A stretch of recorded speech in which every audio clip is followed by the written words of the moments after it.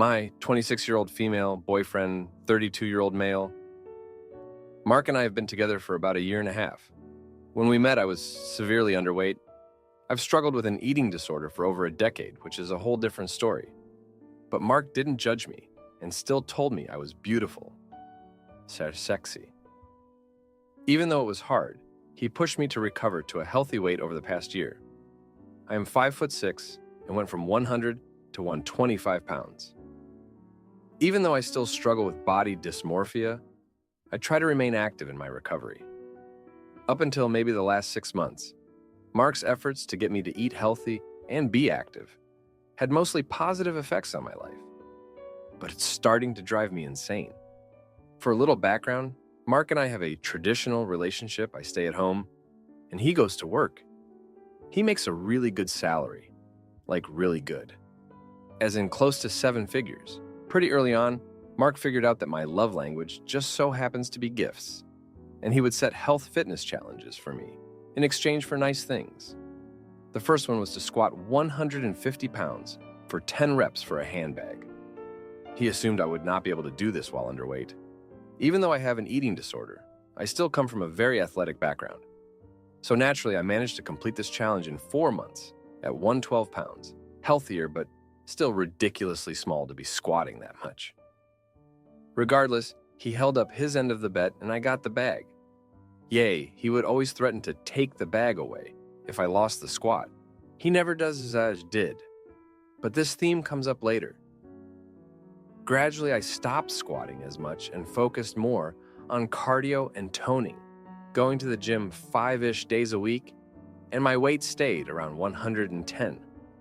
115 for like 3 months, before challenge number 2 came when I mentioned how much I wanted a specific designer necklace. Mark told me he would get me the necklace if I maintained 123 pounds for 3 months. This was like a gut punch to my anorexia.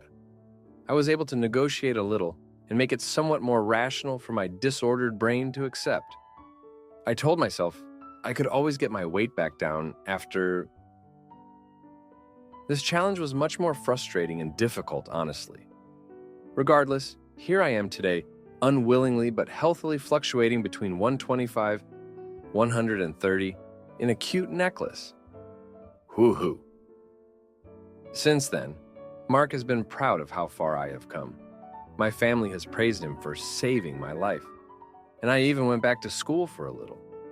Recently, like in the past 3 months-ish, Mark has been begging and pleading me to come to the gym with him in the mornings, and this has always been an absolute deal breaker for me. My morning routines are sacred. I didn't really mind making him breakfast around 8 a.m. before he went to work, but he is asking that I get up at 5:30 a.m. because he wants to spend more time with me. We already spend breakfast and dinners, nights and daytime workouts and weekends together, so I'm not so sure. I stood my ground until one morning I refused to get up and make him breakfast. I just wanted to sleep in, and he snapped on me, slammed doors and went into my bag and took his credit cards away that he gave me to do our errands and grocery shopping. That's when I started to speculate that Mark actually resented the fact that I stayed home and slept in while he went to work. So naturally, I went and got my real estate license, joined a firm, and tried to work to get him off my back, which it did for a while. Mark was neither supportive or opposed to me working, as long as I still made him and our relationship a priority, because at the end of the day, he was the one supporting us. Well, unfortunately, my business did not thrive due to the simple fact that it was not my number one priority, which is essential in becoming a new realtor, especially in this market. So, after a couple of months, I had to go back to staying at home until I figured out what to do next. It didn't take long for Mark to again start nagging about me coming to the gym in the morning. I kept refusing and even started working out 15 days in a row without rest to try to appease him. But this didn't change his mind at all. A few days ago, Mark told me that he was starting to feel different about marriage in the future, and his reasoning was how I wouldn't have the discipline to get up and take care of kids we both want. Obviously, this upset me, but at the same time, I sort of see his perspective. In the reverse, if he just slacked off and couldn't provide for me, I wouldn't be with him either. Last weekend, we were working out together, and he asked if I could do a pull-up. I asked him if he could, and he did. I was honestly impressed because For how obsessed he is with the gym, you honestly wouldn't be able to tell. Physically, he is tall and has an average build. Nothing out of the Roman Empire. But I love him, and a little dad bod is hot to me, so whatever. I was impressed he could do a pull-up LOL. I tried, and I could just barely get my chin to the bar before dropping. I didn't know pull-ups were that hard. So here's where the third challenge comes in. And tell me if I'm crazy for feeling resentment for this. He told me he would get me another specific nice piece of jewelry that I have been wanting if I did 30 separate 5:30 a.m. workouts, had visible standing, non-flexing ABS, and could do 10 pull-ups. Do 10 pull-ups? Does anyone know anyone who can even do 2? The fact that I even entertained this, I still can't wrap my own mind around. But I was able to get Mark to agree to 7 pull-ups. And I'm trying to get him to understand that standing ABs is so subjective, it's insane. Especially for a female. I could wake up and have abs one morning, then be bloated like a whale by the time I go to bed, depending on water or food intake, time of my cycle, hormones, alcohol, etc. The last time I had ABES, I was severely underweight. My abs don't show without flexing unless I have extremely low body fat. This is undeniably triggering my anorexia because no matter how recovered I am, there is no way of stopping a relapse once it's started. Mark started showing me pictures of women who were very obviously on steroids. I tried telling him we don't naturally have ABs like men do, without a shoot ton of testosterone, or maybe you're an Olympian, whatever. He disagrees because these women have abs. Anyways, I had never gotten up early to work out like that since maybe high school when I was playing multiple sports. And since it was so important to him, I figured I would at least try. Maybe if I can do 7 pull-ups, I'd have standing abs either way. What's the worst that can happen? Side note, I'm not out of shape at all. I'm in really great shape and get compliments all the time, so I'm pretty sure it's not a weight-related thing. I have a flat tummy, toned legs, and a crazy chest-to-waist ratio in my opinion, regardless of what my body dysmorphia tells me. I'm starting to wonder what the hell is the goal here? Is this even worth it? I've heard of people working for 3 years to get 5 pull-ups, let alone 7. Maybe I'm crazy, but I'm on day 2 of this challenge and Mark has never been so flirty and sweet and loving towards me. But God, I feel like I'm going freaking insane. I'm typing this out on a treadmill in my second gym session of the day, just fuming. The damn gym laundry might be piling higher than my resentment. Why did I agree to this? Is he miserable working all the time and does his misery want company? Is it because I subconsciously want to relapse? Am I actually just lazy and ungrateful? Did I dig myself into a hole to the middle of the earth? Anyone know how to do a pull-up? Help. Now for a few comments before the update. Comment 1. Oh, sweetie, if you don't want to play these games, just don't play. A handbag or trinket is not worth it. Honestly, I think this is a highly toxic dynamic, with a perfect cocktail of issues and insecurities on both sides. He is highly controlling, needs to be your #1 priority, and takes pride in controlling your body specifically. He enjoys dangling that carrot and his self-righteous pat on the back he feels for pushing you around. He likes to financially dominate you as well. You, on the other hand, are superficial, and you like the lifestyle he gives you. You can't say no to the challenge because you want the item that much. You just resent the fact that you have to work for it and that he's clearly controlling you. Through designer handbags and jewelry, no less. You realize you can just not do it, right? The fact that he is controlling over your body means it's only a matter of time before you relapse. Prioritize your health and mental well-being over expensive things, please, and leave. Comment 2. It is not traditional for an unmarried woman to stay home and be financially compensated by a man who is not her husband, so that's like your first problem. When you have your own money, no one owns you. Right now, this guy owns you. And you're gonna jump when he says jump. Again, not traditional. It's exploitative and, frankly, deeply shameful on your part. Grow up. Now, for the update. Thanks for sticking around for more of my saga. So, I've been busting my butt trying to meet Mark's latest challenge. I'm up at the crack of dawn, hitting the gym and trying to get those pull-ups in. But then, out of nowhere, Mark drops a bomb on me. He's been seeing someone else. Someone who, according to him, shares his passion for fitness. I felt like I'd been punched in the gut. All this time, all this effort, and he's got someone on the side? I was ready to leave him, but then he comes to me, crying, begging for forgiveness. Says it was a mistake that he loves me, that he'll do anything to make it right. And I, like a fool, I forgave him. I don't even know why. Maybe I'm scared to be alone, or maybe I'm just that desperate for this to work. But I took him back and it makes me feel weak. But that's not even the end of it. The next day I get a call from my doctor. I've been feeling off for a while. It turns out I'm pregnant. Mark's the father, obviously. I tell him, and suddenly he's all about the baby. He's talking about how this will change everything, how we're going to be a family. It's like he's a different person. I'm trying to wrap my head around all of this. I've got a baby on the way, a boyfriend who's cheated but seems to have flipped a switch because of the pregnancy. And I'm still trying to do these insane workouts. I'm exhausted, emotionally and physically. And then, as if things couldn't get more complicated, I find out that the woman Mark was seeing, she's part of a wealthy family he's been trying to get in with for business. It wasn't just a fling. It was strategic. That hit me harder than the cheating. It was like our whole relationship was just another one of his deals. I confront him and he doesn't even deny it. He says it's all part of the game, that I wouldn't understand. But I do understand. I understand that I'm just another pawn in his little power plays. And yet, I'm still here, still trying to make this work for the sake of our future child. I'm trying to keep it together, but it's hard. I'm working out, eating right, doing everything I'm supposed to do. But inside, I'm a mess. I feel like I don't even know who Mark is anymore, or who I am for that matter. So that's where I'm at. Pregnant with a cheating boyfriend who's suddenly all in because of the baby, and still trying to meet his ridiculous fitness standards. I don't know what the future holds, but I'm just taking it one day at a time. Thanks for reading. My partner keeps texting her just a friend guy and lies about seeing him. So I confront her and she's forced to admit she's been cheating all along. Let me start by saying that I deeply believe in true friendship between men and women when there's no second intention or previous bonding between them. So, my wife-to-be has this male friend that they have tried to be a couple before, and it didn't work out between them.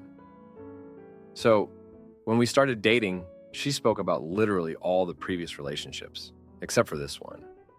I came to realize that she was speaking with someone one day when we were in the car, and out of the corner of my eye, I saw her smiling because of something he had written.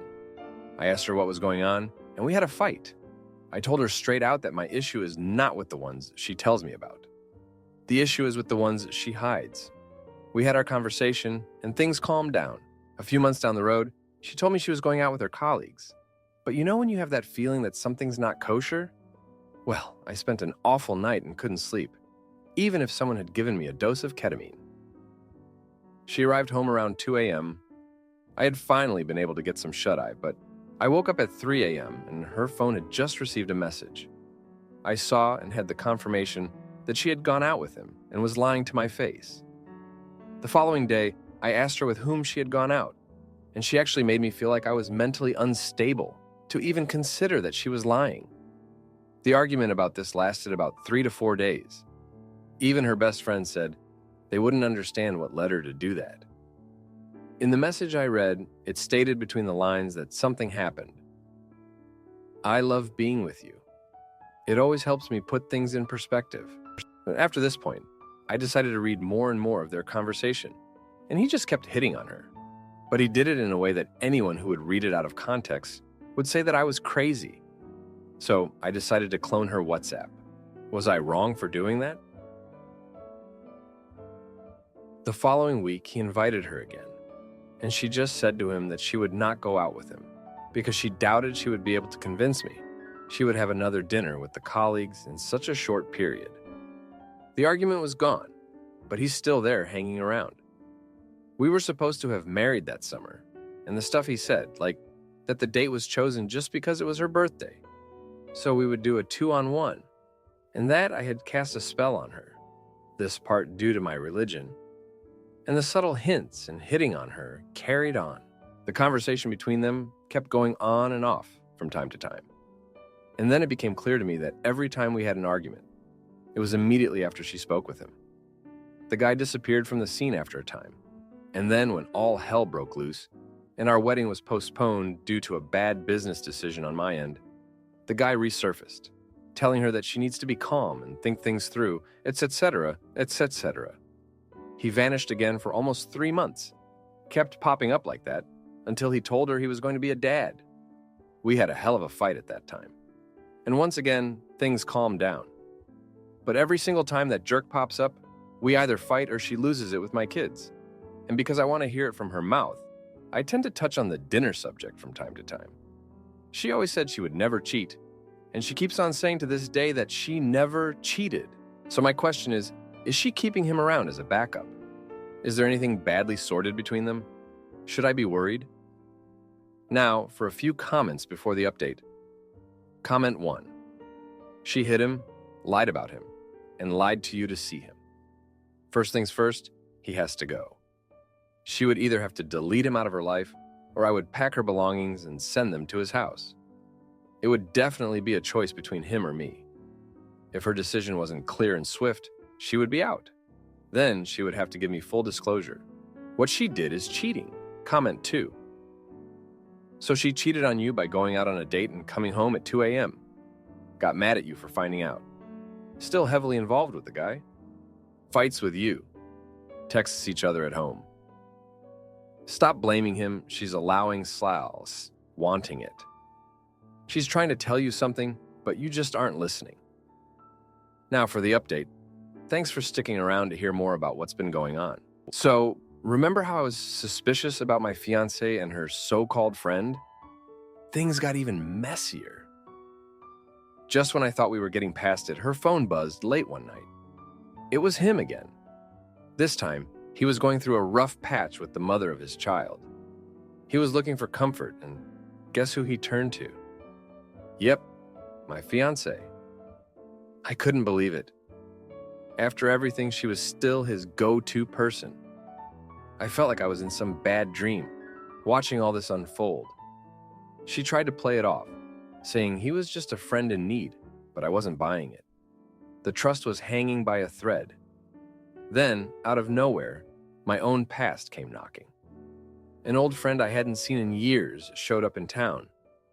We used to be close, real close, but life took us in different directions. She heard about my upcoming wedding and wanted to catch up. We met for coffee, and it was like no time had passed. She was going through a divorce and needed a friend. Ironic, right? I kept it from my fiancé at first, not wanting to add fuel to the fire. But secrets have a way of surfacing. She found out and accused me of being a hypocrite. It was a mess. We were both keeping things from each other, and it was tearing us apart. The tension was unbearable. We were supposed to be planning a wedding, but instead, we were dodging landmines in our relationship. I started to question everything. Was I just a placeholder until her friend was ready to commit? Was she my true love, or was I clinging to the idea of her because it was safe? One evening, I came home to find her in tears. She'd been arguing with her friend, the soon-to-be dad. He was having second thoughts about his own life choices, and she was caught in the middle. She confessed that she felt torn, that a part of her wanted to help him, but she knew it was wrong. That was the moment I realized we couldn't go on like this. I had to make a choice.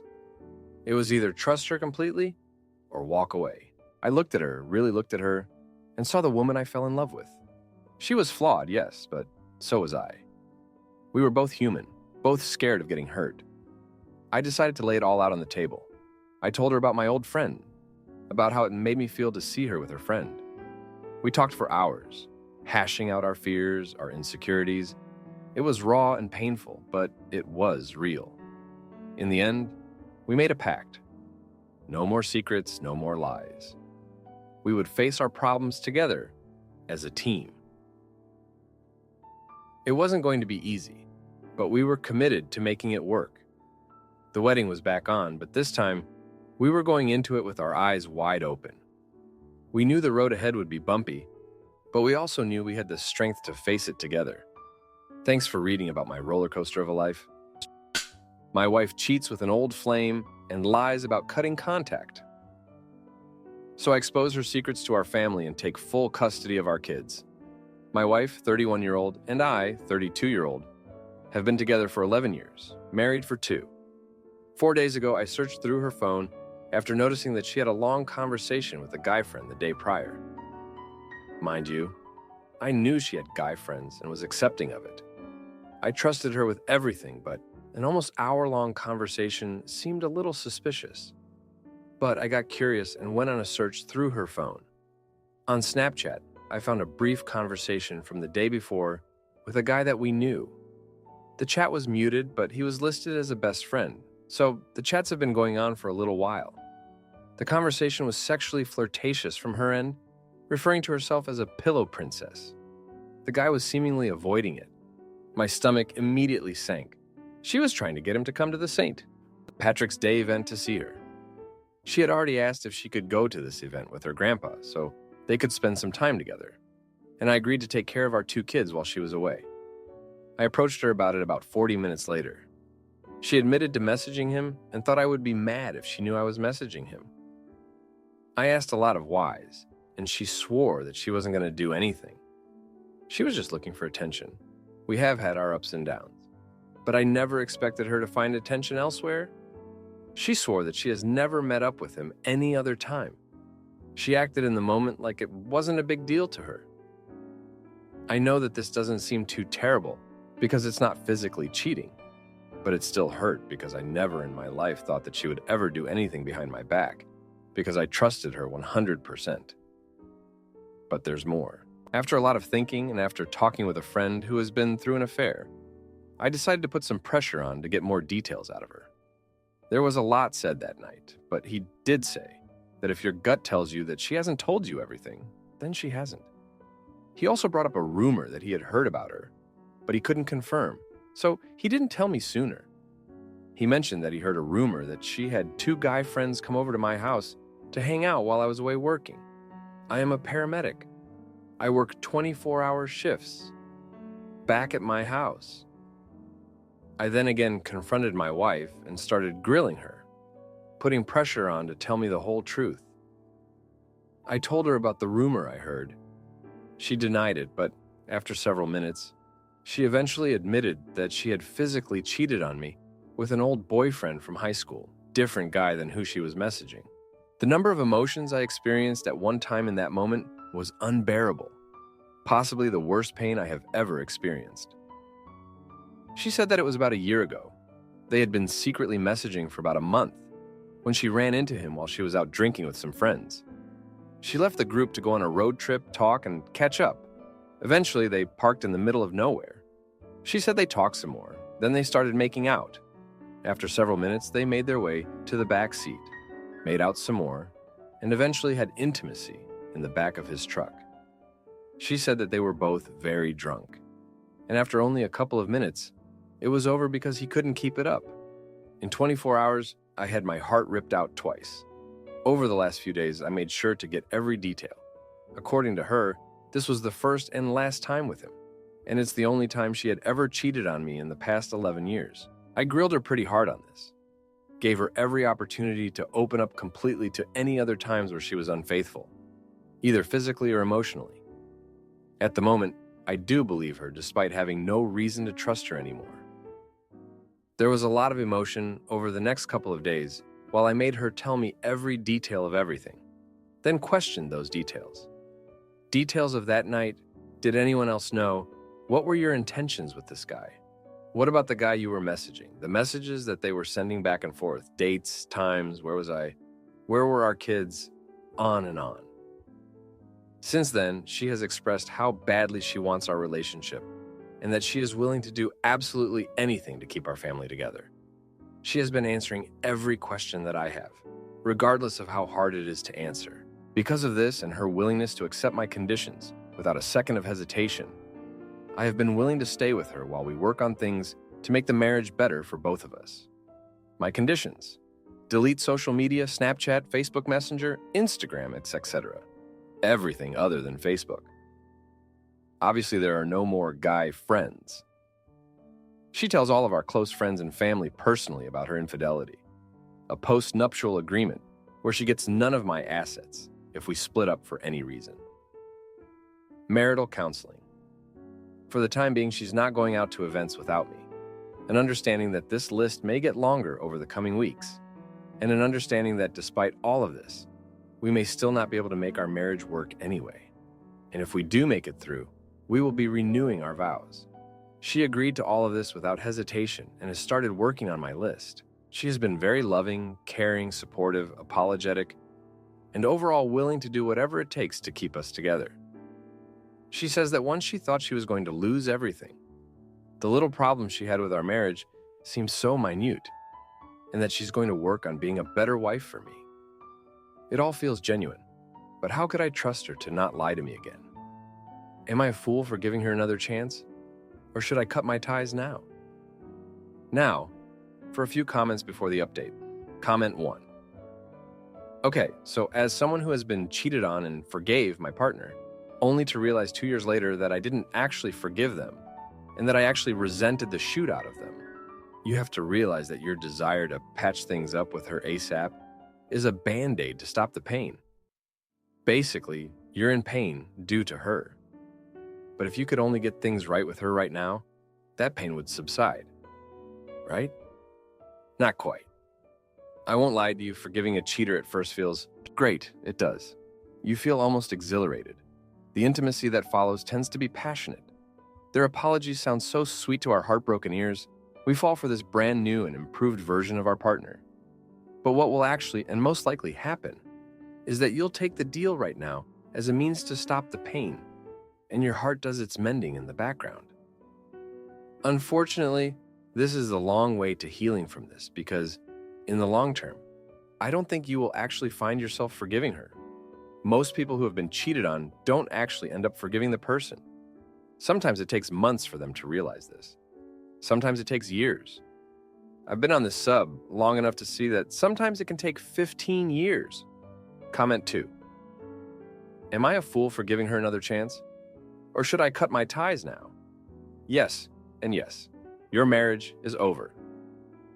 Sorry, man. I'm a divorced man too. I also love my wife, mother of my children, with everything I got. It does not matter what you do or what she does, it is done. Over. The end. There is no coming back from this.